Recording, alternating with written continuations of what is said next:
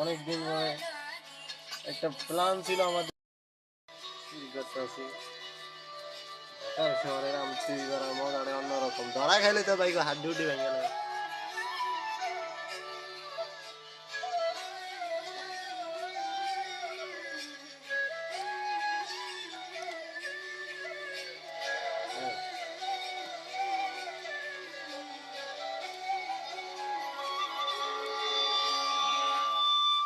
ওই সে আমচোর।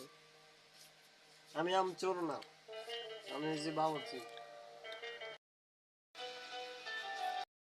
চোর যায়